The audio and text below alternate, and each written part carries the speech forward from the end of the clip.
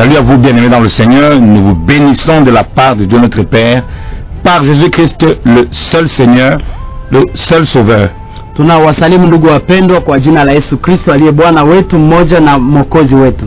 Que la grâce vous soit encore donnée de la part de Dieu notre Père, par Jésus-Christ, le seul Seigneur, le seul Sauveur. Neema ya Bwana ya Mungu wetu ipate kuwa pamoja nanyi kwa njia ya Bwana wetu Yesu Kristo, Bwana mmoja na Mwokozi wetu. Nous voulons encore partager la parole de Dieu avec vous. Tunataka tushiriki tena neno la Mungu pamoja nanyi. Bienvenue encore votre mission, le retour à la parole de Dieu. Karibu tena katika kipindi hiki kurudi ndani ya neno. Le temps de la parole, muda wa neno. L'heure de la parole. Muda wa neno. Je suis votre humble serviteur, l'esclave inutile de Jésus-Christ, Yannick Stéphane Jonku. Ni mtumishi wenu mtumwa wa Bwana wetu Yesu Kristo, Yannick Stéphane Jonku. Avec mon frère, le serviteur de Dieu, l'homme de Dieu, Petro. Ambaye na mtumishi wa Mungu Petro.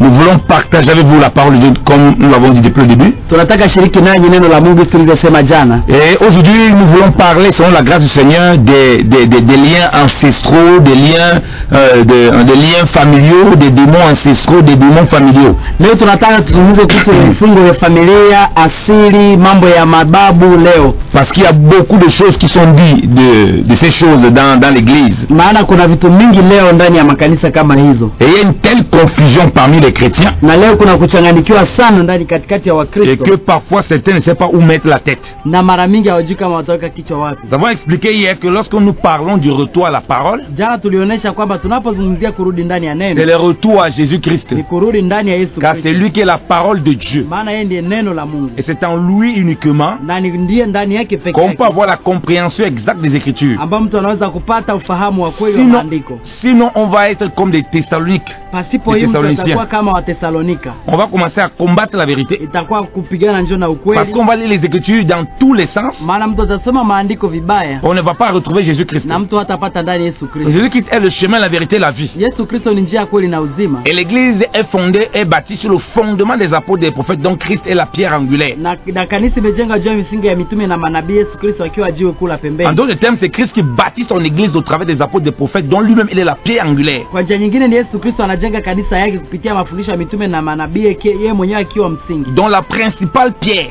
ambaye ni msingi, le principal point, ambaye ni msingi ya kweli, par lequel, pour lequel tout est fait. Kwa njia yake anakuwa kupitia yeye yote ilifanyikwa. Donc lorsque nous voulons aborder chaque sujet, wakati tunapozungumzia kila somo, avant de se balancer partout dans les versets bibliques, kabla hatujaingia kwenye mavasi zote za Biblia, il est important que ce point soit d'abord noté. Ni maana sana kwamba hii pointi hii iweze kuandikwa. Sinon on va pas comprendre la dispensation dans laquelle nous sommes. Pasipo hataelewa muda gani tuko ndani. Et on va faire beaucoup de choses qui n'ont rien à voir avec la parole de Dieu. Na tafanya mambo mengi ambayo haiko ndani ya neno la Mungu. Comme le disons, il y a beaucoup qui croient à des liens familiaux qui sont enfants de Dieu. Kuna wengine wanaamini kuhusu vifungo za familia na watoto wa Mungu. Qui ont des liens familiaux, ils ont des réclamations familiaux qui sont sur eux, ils ont des liens ancestraux qui sont sur eux, des démons ancestraux, tout ça. Na kuna watu wanaamini kwamba wako na mapepo za maasili, vifungo ya mababu hizo kama hizo. C'est devenu un fonds de commerce pour beaucoup de faux prophètes. Imekuwa ni kitu cha kujifanzia biashara kwa manabii wengi wa uongo. Pour beaucoup de charlatans. Kwa wale wanabii wa uongo. Bien évidemment, il y a aussi des serviteurs de Dieu qui ne sont pas éclairés dans la parole. Na kuna pia watumishi wa Mungu ambao hawajafunuliwa ndani ya neno la Mungu. On ne peut pas les accuser pour cela, on ne donne que ce qu'on a. Hawezi kuwahukumu bana, mtu anapana chenye ako nacho. Cependant, nous devons expliquer la parole de Dieu et enseigner selon la vérité qui est en Christ. Ndio maana tunataka kufundisha neno la Mungu kulingana na kweli iliyo ndani ya Kristo. Afin que le peuple de Dieu ne soit plus ballotté à tout vent de doctrine. Ili taifa la Mungu lisibebwe na mafundisho yote. Parce que s'il y a ceux qui l'enseignent parce qu'ils n'ont pas l'éclairage et qu'ils essayent d'aider les chrétiens face à des situations, kama wale ambao wanaweza kusaidia watu wa Mungu na hawana ile ufunuo kuhusu hiyo. Il y a surtout beaucoup de charlatans qui sont là-dedans et qui font du commerce de ces choses parmi les chrétiens. Na kuna shida ya watumishi wabaya ambao wanafanyia hiyo kitu kwa biashara. Tu as un problème pour enfanter, on te dit qu'on regarde dans ta famille, oui, il y a eu ça, il y a ça dans ta famille, c'est un lien ancestral, c'est un lien familial. Una shida pengine ya kuzaa lakini wanakuchukulia kwamba ni mambo ya kutoka ndani ya mababu ama kifungo cha asili. Tu as un problème dans ton mariage, on te ramène toujours les choses qu'on a vues dans ta famille. Unakuwa na shida ya ndoa yako, wanakurudisha ndani ya mambo ya maisha. Du coup, ça rend les chrétiens irresponsables, immatures, parce que tout leur problème vient toujours des liens qu'ils ont reçus. Moja kwa moja nafanya Mkristo kuwa ni mchanga kabisa kwa sababu ya kupewa vitu ambavyo. Donc c'est un gros problème. Hiyo ni shida, ni kubwa sana. Bien-aimés dans le Seigneur, wapendwa katika Bwana, il est important de comprendre ce qu'on a en Christ. Ni maana kuelewa yenyewe uko ndani yake Kristo. Vous devez comprendre quand vous êtes une nouvelle créature. Unafaa kuelewa kwamba ni kiumbe kipya. Vous n'avez plus rien à voir avec les liens ancestraux, les démons ancestraux. Vous n'avez plus rien à voir. Hawezi weza tena kujiunga na mambo ya maasili na vifungo vya familia. À moins que vous-même vous allez vous mettre dans des pratiques coutumières, des pratiques quelque chose où vous partez, vous mettez en communion avec des démons ou bien des liens bizarres dans ces choses. Ama pengine mwenyewe uko umefanya matendo mabaya ndani ya vitu zinyazi fai ili kujiweka ndani ya kifungo hicho. Donc c'est uniquement par la marche selon la chair. Ni kutembea pengine ndani ya kimwili. Que vous êtes en communion avec les choses, les mauvais esprits ou bien les choses qui sont liées à vos familles. Ndio unaweza kuwa na ushirika na vitu vibaya na mapepo ya kifamilia. Mais par défaut, lakini zaidi ya hiyo, lorsque vous avez cru, wakati ulipoamini, vous êtes totalement délivré de ça. Ushakombolewa tayari na mambo hayo. Parce que vous appartenez à Jésus-Christ maintenant. Maana wewe ni wa Yesu Kristo sasa. Il dit dans 1 Corinthiens chapitre 7 inasemeka ndani ya Korinto wa kwanza 7 que nous avons été rachetés à un grand prix. Kwamba tulikombolewa kwa damu, kwa bei ya damu. De ne plus devenir esclaves des hommes. Na tusikuwe watumwa wa wanadamu. 1 Corinthiens 7. Wa Korinto wa kwanza 7. 1 Corinthiens 7 nous dit ceci. Inasema hivi. À partir du verset 23. Vous avez été rachetés à un grand prix. Ne devenez pas esclaves des hommes. Donc quand Christ vous a racheté, vous aussi vous pouvez vous mettre sur l'esclavage. L'esclavage des fausses doctrines. L'esclavage des pensées erronées. Parce que vous voulez revêtir les sentiments et les pensées qui sont en Christ. Donc si vous continuez à croire, par exemple lorsque vous êtes sauvé, lorsque vous avez cru, vous êtes enfant de Dieu, vous êtes lavé, sanctifié, purifié, vous continuez à croire que les liens de famille, tout ça vous suivent, ou bien vous réclament, ou bien vous êtes déchus, ça veut dire que vous devenez esclave. Na ukiendelea kuamini ile mambo ya kifamilia inamaanisha kwamba umekuwa bado mtumwa. Alors, si vous appartenez à Christ, qui vous a acheté un grand prix, vous ne pouvez plus appartenir à quelqu'un d'autre. Lorsque vous achetez quelque chose au marché, ce que vous avez acheté au marché vous appartient. Ça n'appartient plus à quelqu'un. Ça n'appartient plus à celui qui vend. C'est pourquoi Jésus-Christ a dit, personne ne peut rentrer dans la maison d'un homme fort pour piller ses biens sans l'avoir lié auparavant. Donc vous avez été délivré par le Seigneur. Vous n'appartenez donc plus au diable et à toutes sortes de liens. Mais ça ne veut pas dire que le diable va vous laisser. Donc toutes ces choses-là peuvent essayer, mais ils n'ont plus d'accès. Le seul accès qu'ils peuvent avoir, c'est que vous-même, comme Paul l'a dit, il le dit ici là, vous devenez vous-même esclave des hommes. Esclave de la chair. Parce que vous devenez esclave des hommes, vous devenez esclave de la chair. Comme les gens que vous disent que vous avez cru, vous êtes sauvés, mais il y a une réalité. On voit quand même quelque chose dans vos vies qui ressemble à ce que vos pères ont fait. Ça c'est la croyance, c'est pas la foi. Parce que si vous croyez vraiment que vous êtes né de l'esprit et vous marchez par la foi, vous croyez ce que le Seigneur dit vous concernant. Donc c'est un problème de la chair, ce n'est plus un problème avec des liens. 2 Corinthiens chapitre 5 nous le dit. À partir du verset 17, si quelqu'un est en Christ, c'est une nouvelle créature. C'est une nouvelle création. Les choses anciennes sont passées. Voici, toutes choses sont nouvelles. Elles sont faites par Dieu, qui nous a donné le ministère de la réconciliation. On dit que vous êtes une nouvelle création. Donc vous n'êtes plus la création ancienne. D'où vient-il qu'on vous lie avec des liens de création ancienne? Christ vous a affranchi spirituellement. par l'œuvre de la croix, et il a anéanti toute la puissance de l'ennemi. Il les a exposés en spectacle. Il a complètement dominé sur elle. Il nous a délivrés totalement. Il n'y a plus une place pour les démons. La seule chose, comme on a dit, c'est que nous-mêmes nous partons nous mettre esclaves, nous partons nous mettre en esclavage.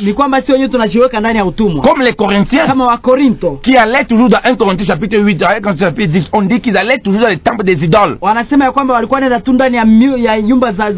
Et 1 Corinthiens disait que Paul dit que ceux qui sacrifient aux idoles, ils ne sacrifient pas à Dieu, mais à des démons. C'est comme ça qu'on peut justement être en contact avec des mauvais esprits et qui réclament des choses sur nous. Mais si ce n'est pas le cas, on est une nouvelle création et les choses anciennes sont passées. Donc ça ne marche pas par la foi pour assujettir la chair et croire à ce que le Seigneur dit qu'il a fait. Donc le problème c'est marcher par la foi. Ce n'est plus commencer à regarder ce que ta famille a fait, ton oncle a fait, tes parents ont fait, tes ancêtres ont fait. Et continue à dire que ça te suit. Ça ne peut rien sur toi, ça ne peut même pas te suivre si tu es un enfant de Dieu. Si tu marches par l'esprit, c'est pourquoi la Bible dit marchez par l'esprit. Et vous n'accomplirez pas les choses de la chair. Si tu continues à accomplir les choses de la chair, qui donne accès à des esprits qui peuvent être liés à des choses de ta famille, on n'a pas besoin de te faire des délivrances quelconques. On a besoin de t'enseigner pour que tu marches par l'esprit. Voilà pourquoi quand les gens ne sont pas convertis dans l'église, on passe le temps à les délivrer des liens. Des liens familiaux, des liens ancestraux. Et s'ils ne sont pas convertis, mais même si on les délivre comment?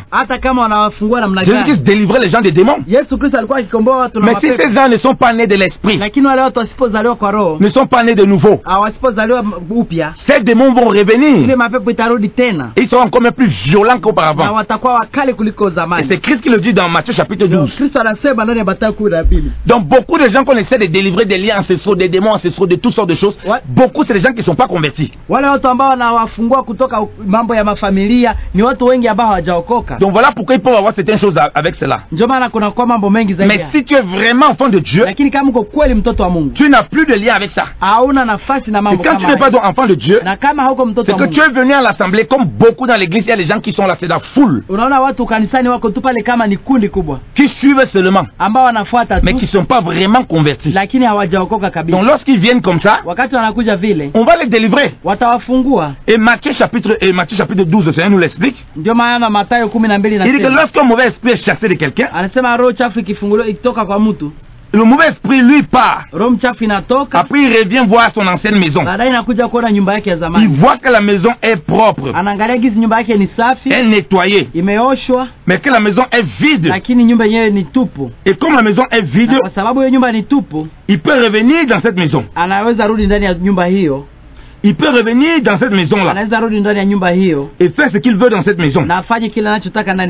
Pourquoi? Parce que la personne-là n'était pas remplie de la parole de Dieu, n'était pas remplie de l'esprit de Dieu. C'est pourquoi l'esprit là peut encore revenir dans la vie de la personne. Et ça c'est ce qu'on parle, on peut appeler dans les liens machin ancestraux et tout et tout. Donc dans l'église il y a des gens qui ne sont pas convertis, mais qui ont goûté à la puissance de Dieu, qui ont été délivrés par exemple des esprits impurs qui sont liés à des traditions, à des trucs. Mais il faut qu'ils se convertissent. Si c'est pour le genre de cas là, oui, et ils ont peut-être des trucs et il faut les délivrer. Mais après qu'il faut qu'ils se convertissent. Voilà pourquoi à l'église, aux chrétiens, on enseigne la marche par l'esprit. Si la personne n'est pas convertie, ça ne vaut pas la peine de passer son temps à le délivrer. Au verset 43, Matthieu chapitre 12, verset 43, il dit Lorsque l'esprit impur est sorti d'un homme, il traverse les lieux arides, cherche du repos et n'en trouve pas. Alors il dit, je retournerai dans ma maison où je suis sorti. Et quand il arrive, il la trouve vide, balayée et ornée. Il la trouve vide, balayée et ornée. Vous voyez que quand on est converti, la maison est balayée, la maison est ornée, mais elle n'est pas vide. Parce que le Seigneur vient maintenant habiter en nous par le Saint-Esprit. Vous voyez qu'il ne peut pas venir habiter, les démons là sont à l'intérieur. Ces esprits impurs, s'il y avait des liens quelconques avec les machins de famille, qu'il y avait des démons, il y avait quelque quoi que ce soit, ils sont mis dehors. Mais celui qui n'est pas converti, comme pendant que Jésus-Christ faisait des miracles, il sauvait les gens, mais il guérissait les gens, mais tous n'étaient pas convertis. Mais celui qui n'est pas converti, l'ennemi voit que la maison est vide. Donc si tu as des liens ancestraux, et que tu te dis converti, est-ce que tu es vraiment né de l'esprit? Est-ce que tu es vraiment né de nouveau? Là est la question. Mais si tu es né de l'esprit, tu tombes dans 1 Corinthiens chapitre 5, 2 Corinthiens chapitre 5 verset 17. Il n'y a plus de place puisque tu es une nouvelle création. Il n'y a plus de place pour ces démons. Et s'il n'y a plus de place pour ces démons, il n'y a aucune place pour un lien quelconque. Si c'est un démon qui te lie à la famille ou bien c'est des choses qui te lient à des liens ancestraux, des réclamations spirituelles coutumières. Il n'y a plus rien qui te lie à eux. Absolument rien. Au verset 45, il est écrit, il s'en va et prend avec lui 7 autres esprits plus mauvais que lui. Ils entrent dans la maison, s'y établissent. Et la dernière condition de cet homme est pire que la première. Il dit bien, il en sera de même pour cette génération mauvaise. Ouais, que Jésus explique que c'est la même chose pour cette génération mauvaise. Donc il donne un parallèle avec la vie des gens. Donc peut-être même c'est pas un démon qui habite en toi, mais il y a un lien peut-être spirituel qui est lié à la famille et tout ça. Si on te prêche l'évangile, alléluia, il y a les grandes délivrances. Mais que la maison reste vide, là tu es toujours lié, tu peux toujours lié à toutes sortes de mauvais esprits et toutes sortes de liens. Mais tu n'es pas converti, puisque ta maison reste vide. Lorsque tu es converti, le roi des rois vient s'installer dans ta maison. Et quand les démons et ces esprits viennent, et ces liens quelconques, ils voient que cette maison est habitée. Donc ils ne peuvent pas aller chercher ces esprits pour venir habiter là-bas, parce qu'ils ne peuvent pas franchir le sang de Christ. Ils ne peuvent pas résister devant le roi des rois par le Saint-Esprit qui habite en toi. Alléluia. Amen. Donc le problème pour ceux-là qui disent, ou bien ceux qui continuent à prétendre ça, c'est que la plupart ne sont pas convertis. Donc arrêtez donc de suivre des faux pasteurs. Arrêtez de donner les offrandes pour qu'on vous délivre tout le temps de la même chose. C'est une séduction. Si vous n'êtes pas converti, il faut vous convertir vraiment. Passez dans l'église. Il y a les gens qui disent qu'ils sont convertis, mais ils continuent à aller voir les marabouts. Ils continuent à pratiquer des coutumes bizarres. Il continue à vivre une vie bizarre. Donc il n'est pas converti. Il n'a vraiment pas reçu le roi de roi dans son cœur. Reçois la parole de vérité pour te délivrer. La véritable délivrance où tu reçois Christ dans ton cœur. Pour marcher en nouveauté de vie. Pour être une nouvelle création. C'est là où tu es délivré des démons. C'est là où tu es délivré des liens ancestraux, des liens parentaux. Et le sang de Christ tranche tout cela. Nettoie tout cela. osha mambo hayo. Voilà pourquoi pour ce qui est des convertis, 1 Pierre chapitre 1 nous dit ceci. Petro wa kwanza moja inasema, 1 Pierre chapitre 1 nous dit ceci. Petro wa kwanza moja inasema, à partir du verset 18. Kuanzia mstari 18. Vous savez en effet que ce n'est point par des choses périssables, mnajua kwamba sio kwa vitu vinavyoharibika, argent ou or, kwa pesa ama dhahabu, que vous avez été rachetés de la vaine manière de vivre hérité de vos pères. Kwamba mmekombolewa kutoka mambo mabaya ambayo mlirithi kutoka baba zenu. On dit que ce n'est pas les choses périssables. Anasema si vitu vinavyoharibika. Bien aimé dans le Seigneur. Wapendwa katika Donc les enveloppes que tu vas essayer de donner au pasteur, l'offrande prophétique que tu donnes, l'offrande de délivrance, c'est une fausseté.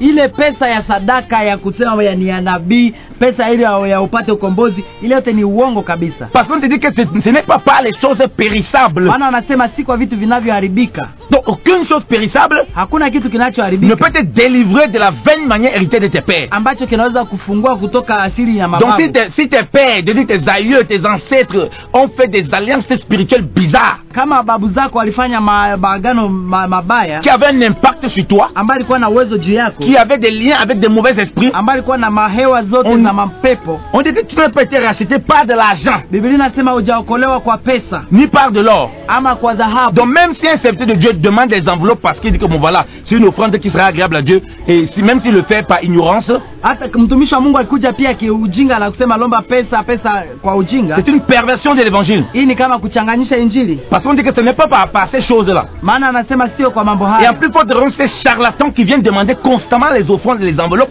pour te délivrer. Na zaidi sana wale wanabiongo wanakuja kuomba pesa ili kwa kuokoe. Qui continue à voir les choses dans ta vie. Wanapenda kuona tu mambo ndani ya maisha yako. Ils ont des visions, ils te font croire que c'est de Dieu. Wanafikiria wanakuonesha maono ati ni ya Mungu. Tu vis peut-être des choses dans ton foyer. Unaishi pengine mambo ndani ya familia yako. Tu ne parviens, tu as peut-être un mari violent. Na unaona kwa mfano bwanako ni mkali. On te montre dans ta famille que oui, il y avait des hommes violents comme ça. On fait un lien. Wanakuonesha kama na familia yake ilikuwa na watu wakali. Il a des visions soit disant des songes. Anakuwa na maono kwa mfano ama ndoto. Tu dis oui, homme de Dieu, c'est vraiment exact. Na mtu anasema ni kweli mtumishi. Tu commences à pleurer, dis que oui, il dit la vérité. Na unasema ni kweli, anasema kweli. Ce n'est pas par l'esprit de Dieu qu'il parle. Sio kwa Roho Mtakatifu ndiye anaongea. Ainsi dit le Seigneur. Bwana anasema. En vérité, Dieu le Seigneur. Ni kweli Bwana anasema. Repentez-vous et préparez les voies du Seigneur. Bwana natengenezeni njia za Bwana. Aplanissez les sentiers du Seigneur. Nyosheni mapito ya Bwana. Jésus-Christ revient prendre l'église sans tache, ni ride, ni ressemblable. Yesu Kristo anakuja kuchukua kanisa yake ambayo ina uchafu na ifananisha. Ces soi-disant prophètes te séduisent. Wale ambao wanajidai kuwa manabii wanakuchanganya. Si c'est un vrai enfant de Dieu, il se répand de ça. Kama ni mtoto wa Mungu kweli atubu kutoka hayo. Ces croyances qu'il te donne là, maana ile maimani tumaini anakupatia, ces visions qu'il te donne là, ile maono anayokupatia, ça va à l'encontre de ce que l'Écriture dit. Inaenda kinyume na maandiko. Pour toute ta délivrance. Njia ya ufungulivu wako. Donc tu continues à croire ces visions. Na endelea kuamini maneno hayo. Parce que tu essaies de faire un lien entre ta vie et la vie de tes parents et puis tu trouves des similitudes. Kwa sababu unaanza angalia kweli kulinganisha sasa mambo ya familia yako na wewe. Alors qu'on te dit que ingawa amekwambia hapa ce n'est pas par les choses périssables. Sio kwa mambo inayoharibika. Donc ce n'est même pas par la prière que tu peux délivrer des vaines manières de vivre tes parents. Haiko hata kwa maombi je unaweza kupata ukombozi kutoka vifungo. Ni par les offrandes prophétiques. Na haiko hata kwa mapesa za unabii. Ni par n'importe quelle enveloppe. Haiko kwa kutoa bahasha fulani. Tu ne peux délivrer de ça par rien. Hawezi kufunguliwa kwa hayo kwa chochote. Si ce n'est kama haitakuwa par le sang de Christ. Kama haiko kwa damu ya Yesu Kristo. Au verset 19 il est dit, kwa mstari wa 19 inasema, mais par le sang précieux de Christ, lakini kwa damu ya damani Yesu Kristo, comme d'un agneau sans défaut, kama kwa kondoo isiyo na shaka yote, et sans tache, na haina uchafu. On dit bien que c'est par le sang de Christ, wanasema ni kwa damu ya Yesu Kristo, que tu étais délivré de la vaine manière héritée de tes pères. Kwamba ulikombolewa kutoka ile tabia mbaya kutoka wazazi. Donc si les pères avaient fait des pactes avec des démons ou quoi que ce soit, kama wazazi walifanya maagano na mapepo yoyote, on te dit que tu as été racheté. Bwana anasema ulikombolewa. Comme nous avons lu dans 1 Corinthiens 7:23. Gisu soma ndani ya Wakorintho 7:23. Dans le rachat de Christ que tu lui appartiens. Yani ukombozi wa Kristo ndio umepata. Produit la délivrance. Inazaa matunda ya ukombozi. Parce que c'est tu deviens son produit. Maana unakuwa sasa ni kazi yake. Personne n'a réclamé sur son produit qu'il a racheté. Na hawezi kuwa mtu hawezi lomba kitu chenye Bwana amenunulia. On dit par le sang de Christ. Anasema kama kwa damu ya Yesu Kristo. Pas n'importe quel sang. Haiko damu yoyote. Un sang précieux. Damu ya damani. Bien-aimé le Seigneur. Wapendwa katika Bwana. Agneau sans défaut. Yani ni kondoo isiyo na shaka. Sans tache. Pasipo shida. Le sacrifice de Christ est pur, parfait. Son sang est un sang, oh bien aimé le Seigneur, un sang surnaturel. Qui vient couper le lien entre le cordon spirituel. Entre les ancêtres, entre les liens ancestraux et quoi. Il vient couper ça. Parce que tu ne peux pas lui appartenir s'il ne coupe pas ça. Donc si tu es vraiment né de nouveau, ton problème c'est la marche par l'esprit. Ton problème c'est avec la chair. Ton problème c'est un peu avec les liens machin là. Ça a été à couper. Il ne peut venir que te troubler si tu marches par la chair. Mais tu n'as plus rien à voir avec eux. La Bible dit qu'il était désigné d'avance avant la fondation du monde. Verset 20. Et manifesté à la fin des temps à cause de vous. Donc il était manifesté à la fin des temps à cause de nous. Mais avant la fondation du monde, dès la fondation du monde, bien aimé dans le Seigneur, il a été désigné d'avance. Donc vous comprenez que le sang de Christ là, c'est à Dieu, c'est ça le mystère de Dieu. Alléluia. Avant que même Adam et Ève le pêche, Dieu te révèle que le sang de Christ était destiné avant la fondation du monde. Voilà pourquoi Christ est venu pour anéantir même le lien des liens. Le péché. Le péché d'Adam. Et il a réconcilié le ciel et la terre. Il a purifié toutes choses par son sang. Et ceux qui sont en lui, qui ont la foi, qui marchent en lui par l'esprit, ils vivent pleinement cette bénédiction au nom de Jésus. Donc arrête de voir des relations avec ta famille, ta belle famille, les choses qui sont venues. Oui, je suis dans les liens. Ça, ce n'est pas la marche par l'esprit, c'est l'immaturité.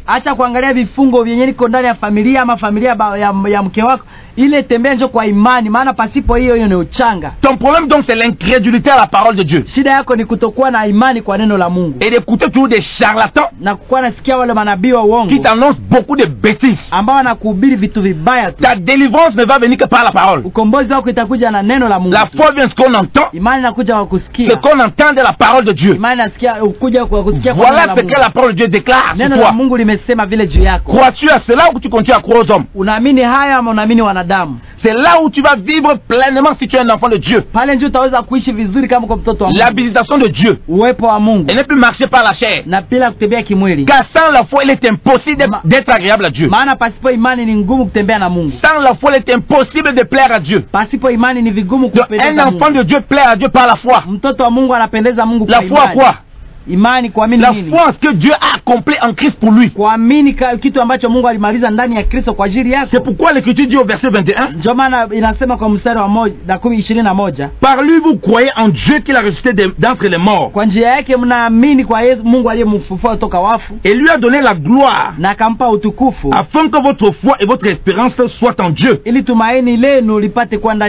On dit afin que votre foi et votre espérance soient en Dieu. Donc on dit que c'est par lui que vous croyez en Dieu.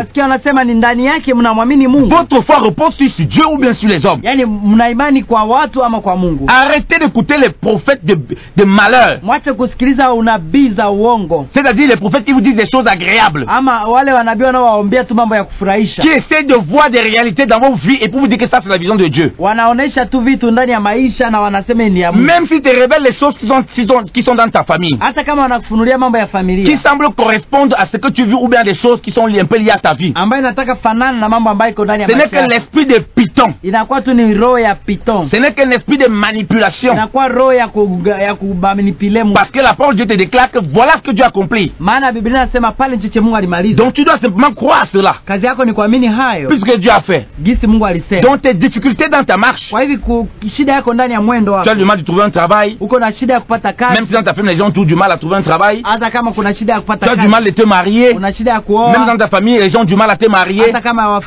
Tu as du mal à enfanter. Même dans ta famille, on a du mal à enfanter. Ça n'a rien à voir avec le fait que tu sois un enfant de Dieu. Ça n'a rien à voir avec toi. pamoja na wewe. Quand tu es un enfant de Dieu, kama wewe ni mtoto wa Mungu, tu ne peux plus penser comme ça. hawezi kuwa nafikiria vile tena. C'est un lien spirituel, un lien familial pour les autres. Hiyo kama kuna shida ya kifungo cha familia. Pour toi, ça n'est plus ainsi. Wewe kwako sio hivyo. Parce que tu marches par la foi et tu crois ce que Dieu a dit. Maana tembea kwa imani na kuamini che Mungu. C'est là où Dieu accomplit ses desseins te concernant. Na pale ndio Mungu anatimiza mawazo yake kwako. Sinon tu deviens toujours un immature. Pasipo utabaki mchanga. Les gens mettent toujours le problème sur la tête des autres. Na watu wanaweka shida juu ya mambo ya tu mets toujours la faute sur la tête des autres. Watu wanashtaki tu wengine. Et c'est très facile ça. Na hiyo ndio rahisi. C'est à cause de mon père. Anasema ni c'est à cause de mes ancêtres. Sababu ya wandu babu zangu. Donc toi tu n'as aucune responsabilité. Wewe maana yake huna jukumu lolote. Voilà pourquoi tu crois n'importe quoi. Ndio maana naamini kila chochote. Au verset 22 qu'est-ce qu'il dit? Pale mstari 22 nasema, après avoir purifié vos âmes dans l'obéissance à la vérité. Pamoja na kutakasa roho zenu kwa utiifu wa ukweli. En vue d'un amour fraternel. Ili mpate upendo wa sincère ya kweli. Aimez-vous les uns les autres ardemment et de tout votre cœur. Pendaneni, mpendane nyinyi kwa moyo wenu wote. Vous avez été régénérés non par une semence corruptible. Mumekombolewa sio kwa mbegu iliyoharibika, mais par une semence incorruptible. Lakini kwa hiyo mbegu isiyoharibika. Par la parole vivante et permanente de Dieu. Kwa njia neno linaloishi ambalo linadumu, neno la Mungu. Alléluia. Amen. On dit que votre âme a été purifiée dans l'obéissance à la vérité. Wanasema nafsi zenu zilitakaswa ndani ya utiifu kwa kweli. Donc même si vous êtes enfant de Dieu, vous continuez à vous souiller comme ça, c'est parce que vous n'obéissez pas à la parole de Dieu. Na kama watoto wa Mungu waendelea kujichafua vile, shida ni kwa sababu waamini neno la Mungu. Vous vous souillez avec les fausses doctrines qui prennent vos réalités et en font des croyances. Munaamini munajichafua kwa kuamini mambo mabaya ambayo wanawatangazia. Et fabriquent des doctrines telles que les liens familiaux et tout ça. Na wanajitengenezea madoktrine kuhusu mambo ya vifungo vya familia. Surtout par les charlatans. Zaidi sana kwa wale wanaojidai kujua na wajui. Il y a beaucoup de nos frères et sœurs, des vrais enfants de Dieu qui le prêchent par ignorance. Na tunasema kuna leo kweli watumishi wa Mungu wa kweli, lakini wanaifanya kwa on ne peut pas les en vouloir. Hatuwezi kuwaiga. On ne peut que prier que Dieu les éclaire davantage. Kazi yetu ni kuwaombea ili Mungu awasaidie. Pour qu'ils ne se fatiguent pas à délivrer les gens. Ili wasichoke kusaidia watu qui ne sont pas convertis. Ambao hawajaokoka. Pour qu'ils ne s'épuisent pas pour rien. Ili wasichoke bure. Et pour qu'ils n'essaient pas de délivrer. Ili wasiendelee des enfants de Dieu qui sont véritablement convertis. Wale watoto wa Mungu ambao kwa mimi de telles choses parce qu'ils ont des problèmes dans leur vie qui ressemblent à ce que leur famille peut vivre. Ça n'a rien à voir avec la parole de Dieu. On dit qu'on est purifié donc par l'obéissance à la parole. Et il dit, comme on parle de la nouvelle création, que vous avez été régénérés, non pas une semence corruptible. Donc cesse d'aller donner les offrandes, les enveloppes de semences et de délivrance des liens ancestraux. À des prophètes ou bien à qui que ce soit, cesse cela. Répentez-vous et préparez les voies du Seigneur. Aplanissez les sentiers du grand roi. Jésus revient bientôt. Il revient prendre une église sans tache, ni ride, ni rien de semblable. Ainsi la parole de vérité va t'amener à vivre pleinement la vie de l'esprit. Donc c'est pas par une semence incorruptible. Mais on dit pas une semence, c'est pas une semence corruptible, autant pour moi. Mais par une semence incorruptible. Par la parole de Dieu vivante et permanente. Et c'est cette parole qu'on vous donne. Crois à ce que la Bible dit. Depuis le verset 18 jusqu'au verset 23. Voilà ton héritage. Donc ton problème c'est la foi. Ton problème ce n'est pas les liens, machin, quoi que ce soit, ou bien tes difficultés. C'est pourquoi l'ennemi peut corrompre tes pensées. Et Paul avertit les chrétiens dans 2 Corinthiens 3, 2 Corinthiens 11 à partir du verset 3. Il dit que de même que le serpent séduisit Ève, je crains que vos pensées soient séduites quant à la simplicité qui est en Christ. Il expliquait que les pensées étaient séduites. Pourquoi? Parce que les gens, ils acceptaient un nouveau esprit. Un autre esprit. Ils acceptaient facilement un autre évangile. Ils acceptaient facilement un autre Jésus. Et c'est ça qui fait en sorte que vous continuez à croire à des choses qui n'ont pas de sens. Donc lorsque quelqu'un venait, il commençait à dire des choses qui n'ont rien à voir avec l'évangile que Paul a laissé, l'évangile de Jésus-Christ. L'évangile du salut. l'évangile de la délivrance, l'évangile on est racheté. Ils ont commencé à prêcher un autre Jésus. Et Paul dit au verset 2 Corinthiens 11 verset 4, car si le premier venu vous prêche un autre Jésus que celui que nous avons prêché, ou si vous recevez un autre esprit que ce que vous avez reçu, ou un autre évangile que celui que vous avez accueilli, vous le supportez fort bien. Kama kuna mtu anakuja kuhubiri mambo ambayo hatukuhubiri na anakuja kuhubiri mambo zake, hapo nyinyi mnamkubali kabisa rahisi. Donc le problème c'est parce que les gens reçoivent un autre évangile. Shida ni kwa sababu Wakristo wanapokea injili nyingine. Un autre Jésus. Wanapokea Yesu mwingine. Ça veut dire que ce n'est pas le Jésus qui a délivré à la croix et qui nous a délivré des vaines manières de nos parents. Inamaanisha kwamba si Yesu aliyesulubiwa msalabani aliyetuokoa kutoka tabia mbaya za wazazi. Parce que quand la Bible dit ça, maana Biblia inaposema pale, mais lui te dit que non, tu es quand même converti. Yes, anakuambia kwamba kwanza uliokoka. Mais il y a encore réalité, ces liens là existent. Lakini ukweli wa mambo basi kuna kifungo. Alors que l'Écriture dit que tu as été délivré de ça. Ingawa Biblia inasema ulifunguliwa na mambo hayo. Tu as été racheté de ça. Kwamba ulikombolewa na hayo. Donc il te prêche un autre Jésus. Anakufundisha Yesu mwingine. Un autre évangile. Injili nyingine. Et un autre Saint-Esprit. Na anakubiri roho mwingine. Car l'Écriture est inspirée du Saint-Esprit. Maana neno limepewa na roho. Donc si tu contredis ce que Pierre a dit, ukiharibu mambo ambayo Petro c'est un autre esprit que tu prêches. Ni roho mwingine ndio unahubiri. C'est un autre évangile que tu prêches. Injili nyingine unahubiri. Et tu maintiens les gens dans la captivité. Na unaweka watu ndani ya utumwa. Pourtant comme on l'a lu dans 1 Corinthiens 7:23, ne devenez esclaves de personne. Na Biblia inasema msikuwe watumwa wa mwanadamu. Car vous avez été racheté un grand prix. Maana mlinunuliwa kwa bei ya damani. C'est pourquoi nous avons dit que quand nous parlons du retour à la parole, vous devez prendre le temps de lire la parole et de revoir Christ dans ce qu'on vous enseigne pour comprendre votre héritage en Jésus-Christ. Alléluia. Amen. Donc ne laissez pas vos pensées être séduites pour être ballottés à tout vent les doctrines.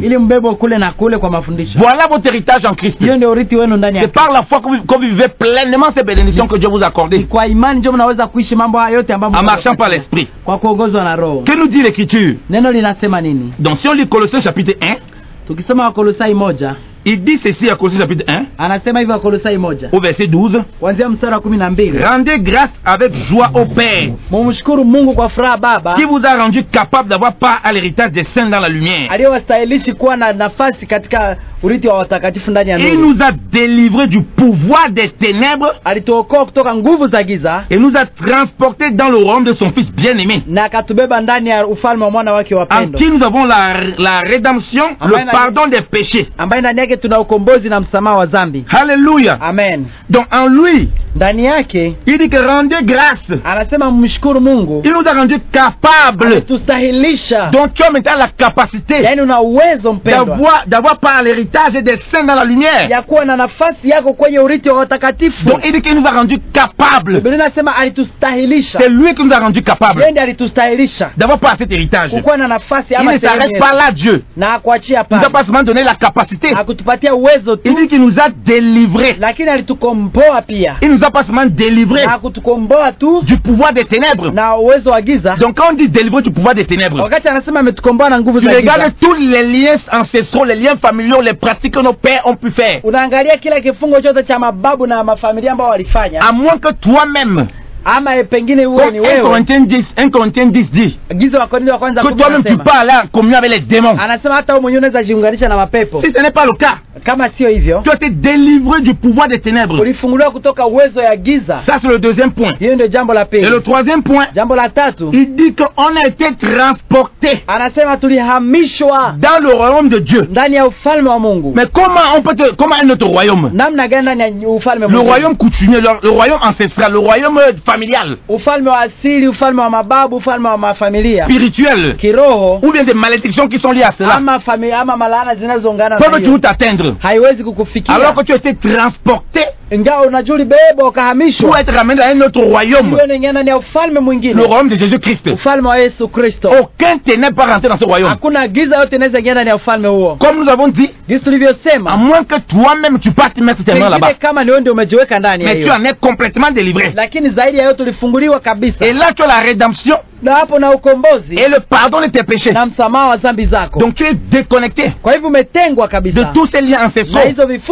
Lorsque tu prends une voiture, elle te transporte d'un lieu à un autre. Tu ne peux pas être dans les deux lieux en même temps. Si tu continues à être comme ça, kuendelea kuwa hivyo, que peut-être tu n'es pas converti, pengine haujaokolewa, et tu danses un peu dedans, un peu dehors, na uko ndani ya mkono mguu mwingine, ou bien tu as commencé à te corrompre, ama pengine umeanza kuchanganya. Comme on voit dans l'église, kitu tunavyoona kanisani, des gens qui sont convertis, qui te disent convertis, wewe wanaojidai kuwa wameokoka, qui disent non, homme de Dieu, on peut quand même aller faire encore les pratiques ancestrales, les pratiques bizarres. Wanasema mtumishi wa Mungu tunaweza fanya pia za maasili. On peut quand même aller encore dans les temples aux idoles, dans les temples des crânes et toutes ces choses. Tunaweza enda tena pia ndani ya nyumba za masanamu na wafumu. En ce moment tu te lis à ces esprits. Pale kwa njia nyingine unaendea kujiunga na mapepo. Donc si tu n'es pas converti, kama hujaokoka, on va t'inviter à te repentir, à te convertir. Tunakuita kutubu na kukiri na kuokoka. Et c'est là où on peut prier pour ta délivrance. Na pale ndio mtu anaweza kuombea sasa. Mais la maison sera vide. Lakini nyumba itakuwa utupu. Et il faut que tu reçoives l'esprit. Lakini zaidi unafaa kupata roho. Mais si tu es converti, lakini ukiokoka, on t'appelle à la repentance et de marcher par l'esprit. Unaitwa kutubu, kutembea kwa roho. Parce que tu as été délivré. Maana ulikombolewa et transporté na kubebwa toka nje dans le royaume du Fils. Mpaka ufalme. Tu n'appartiens plus à l'autre royaume. Hauko tena ndani ya ufalme mwingine. Alléluia. Amen. Donc ceux qui continuent à mettre leurs problèmes, wale wanaoweka shida zao, sur l'iniquité de leur père, kwa mashtaka ya kuwahukumu wazazi wao, ça n'a aucun sens. Haina maana. Ça ne tient plus devant le Seigneur. Haina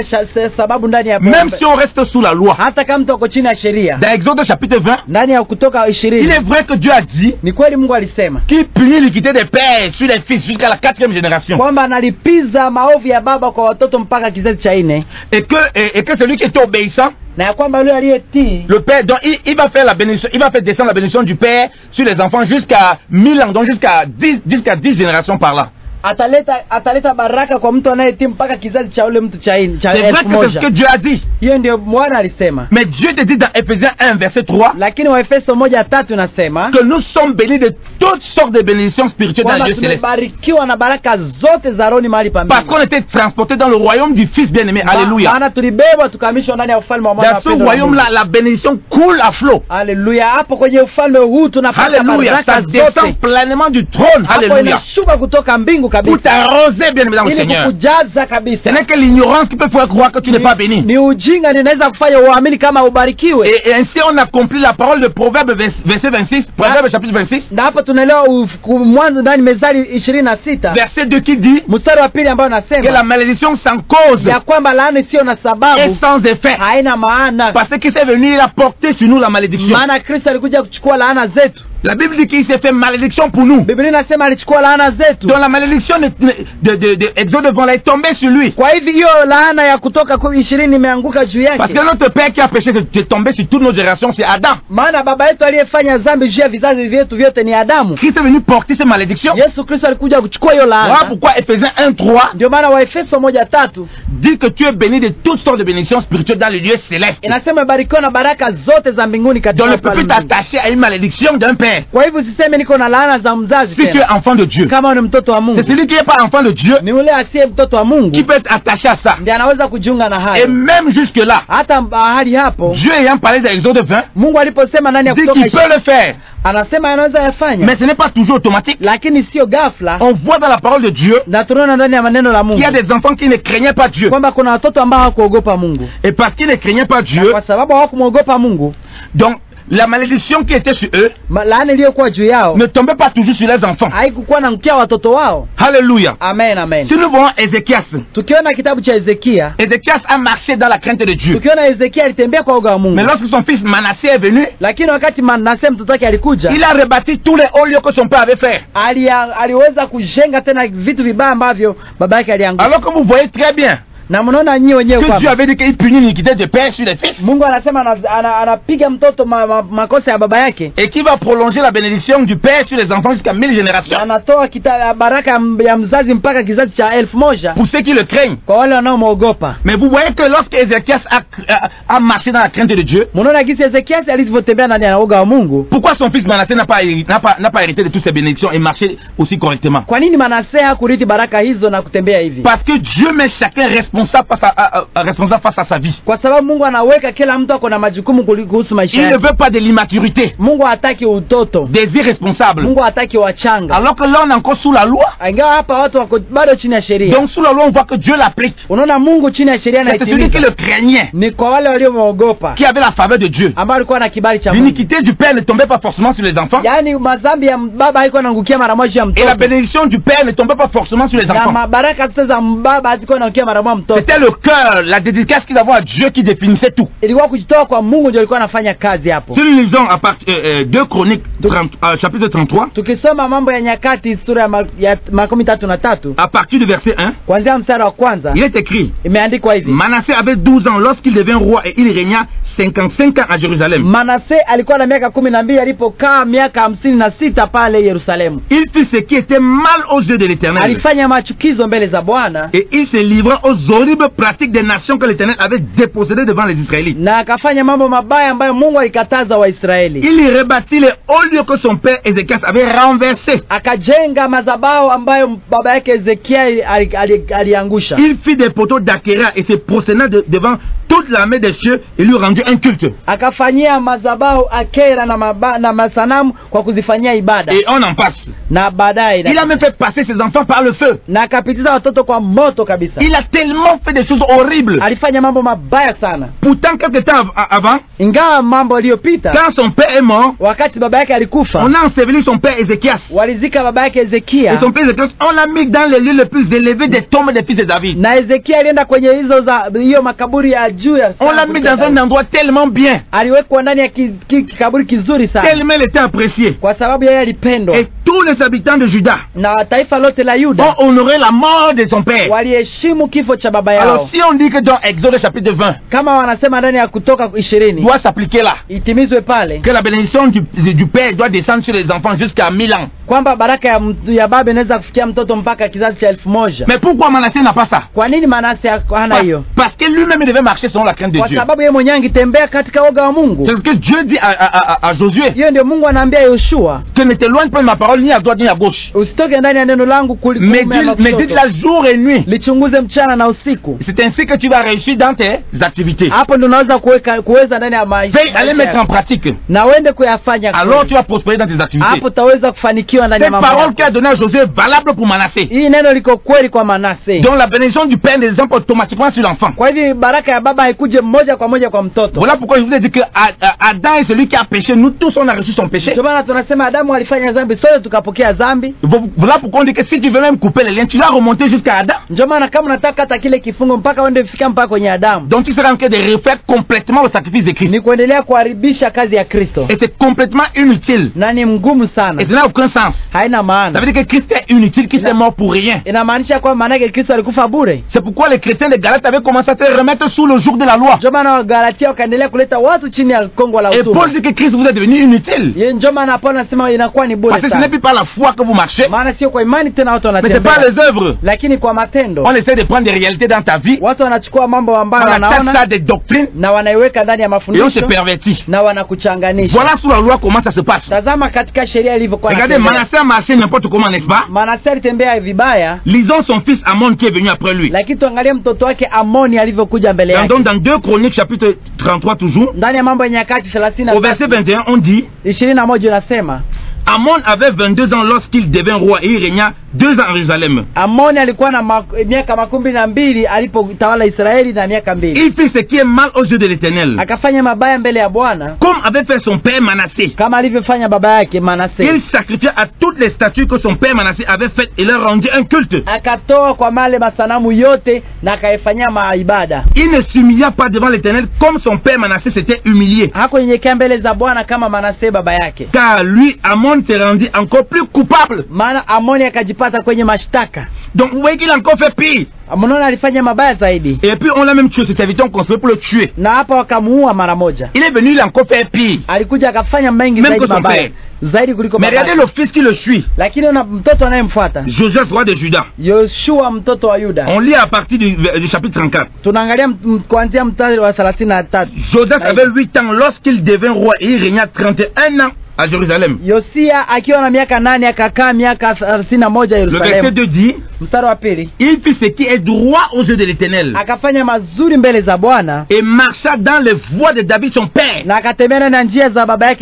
Il ne s'engata ni à droite ni à gauche.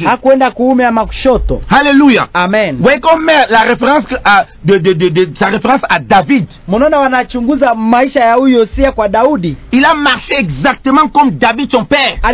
kabisa kama Daudi baba yake. Alors qu'il est un des petits-fils de David. Ingawa yeye ni babu na ni mtoto na mlembo kabisa wa David. Il n'a pas marché comme Manassé. Hakutembea kama Manassé. Il n'a pas marché comme Amon. Hakutembea kama Amoni. Parce que c'était sa responsabilité. Maana ilikuwa jukumu lake. Donc pourquoi on vous dit que Exode chapitre 20, ndio maana tunasema Kutoka 20, que Dieu dit qu'il punit les iniquités des pères sur les enfants, ambapo Mungu anasema analeta makosa ya watoto kwa wazazi jusqu'à 1000 générations là, jusqu'à 4 générations. Ya wazazi kwa watoto mpaka kizazi cha 4. Premièrement, il s'agit d'Adam. Zaidi sana inaanza kwa Adam, où son péché est tombé sur nous et la mort est entrée sur nous. Ambao dhambi yake ilianguka juu yetu na kifo ikatupata. Et que Christ nous a amené la délivrance par cela. Na Kristo akatupatia ukombozi kwa hayo. Et que quand Dieu dit que voilà, il fait la bénédiction reposer jusqu'à 1000 générations. Na kama anasema anaweka baraka mpaka kizazi cha 1000. C'est Christ qui a obéi. Ni Kristo aliyetii. Et nous on a bénéficié parce qu'on peut vivre le millénium. Na sisi tulifaidika maana tunaweza kuishi miaka 1000. Ça c'est la portée prophétique. Hii ni mambo ya kinabii qui concerne Christ et l'église. Ambaye anasema kuhusu Kristo na kanisa. Mais on voit que sur le plan littéral, lakini kimwili, ce n'est pas toujours ce qui se passe. Haiko jo inayopitika. Un père pouvait obéir. Baba anaweza kutii. Ses enfants ne bénéficiaient pas automatiquement. Watoto hawana faida kwa hayo. Voilà pourquoi ils devaient marcher dans la crainte. Ndio maana wanafaa kutembea katika woga. On est sous la loi. Watu wako chini ya sheria. On voit ces exemples. Watu wanaona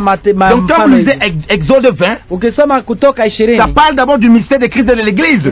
Inaongea kuhusu kazi ya Kristo na kanisa. Comment Adam est venu, la génération est venue, elle était renversée. Gisi Adamu alikuja kubadilisha. Mais Christ est venu. Lakini Kristo alikuja. Il a obéi. Akati. Et puis c'est 1000 générations, c'est-à-dire que nous on a bénéficié ça pour vivre le millénium avec lui. Ili tuweze kuishi 1000 miaka iliyobarikiwa. Alléluia. Amen. Maintenant quand vous voyez donc sous la loi, tunapoona chini ya sheria, ouais, Ézéchiel. Mnaona hapa Ezekiel. Même encore sous la loi Dieu précise. Hata chini ya sheria Mungu akasema. Dieu dit dans Ézéchiel chapitre 18. Mungu akaambia Ezekiel kwa mstari 18. Que c'est l'âme qui pêche. Kwamba roho inayofanya dhambi qui va périr. Ndio itakayokufa. À partir du verset Ézéchiel 18 à partir du verset 1. Ezekiel 18 mstari wa kwanza. La parole de l'Éternel me fut adressée en ces mots. Neno la Bwana likaniambia hivi. Qu'avez-vous à dire ce proverbe sur la terre d'Israël? Kwa nini mnasema hiyo msemo kwa hiyo udongo ya Israeli? Les pères mangent des raisins verts. Baba anakula vitu vichafu. Et les dents des enfants sont agacées. Na ni meno ya watoto inaharibika. Je suis vivant. Mimi ninaishi. Oracle du Seigneur. Oh, neno la Bwana. L'Éternel. Bwana wa majeshi. Vous n'aurez plus le lieu de dire ce proverbe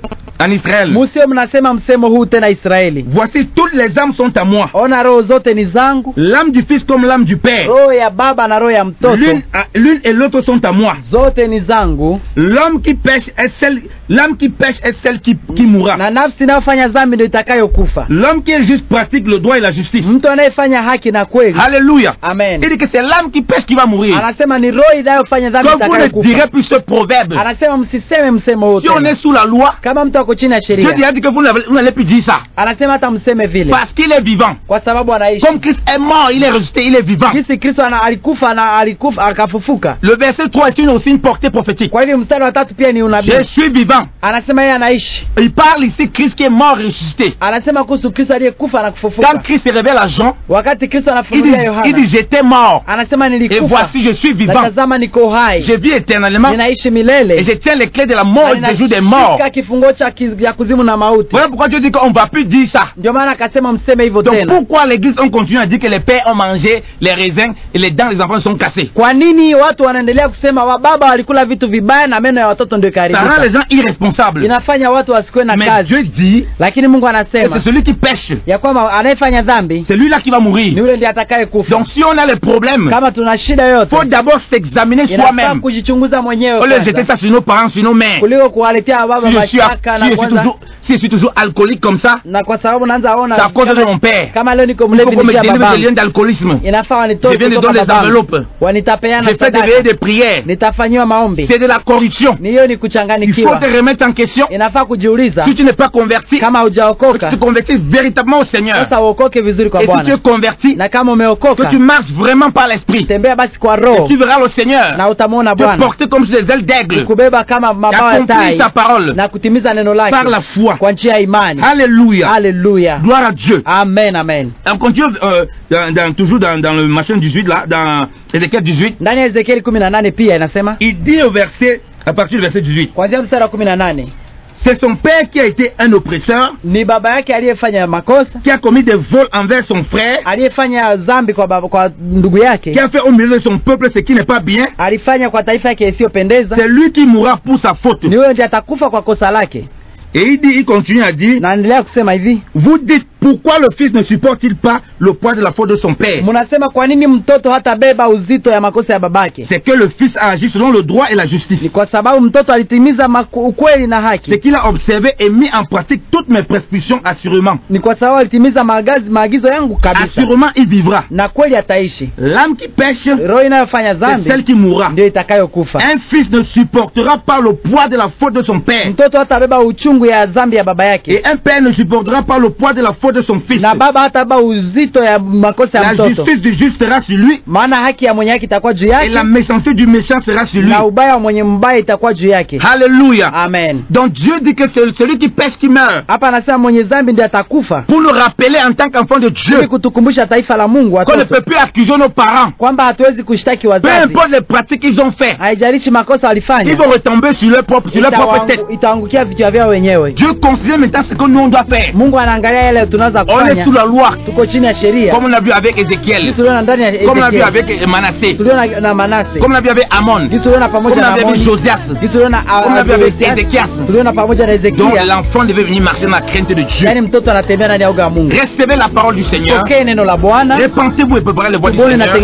Aplanissez les sentiers du grand roi. Recevez la délivrance par la parole de vérité qui vous purifie, qui vous sanctifie. Au nom de Jésus Christ de Nazareth. Que Dieu vous bénisse abondamment. Au nom de Jésus Christ de Nazareth. Amen. Amen.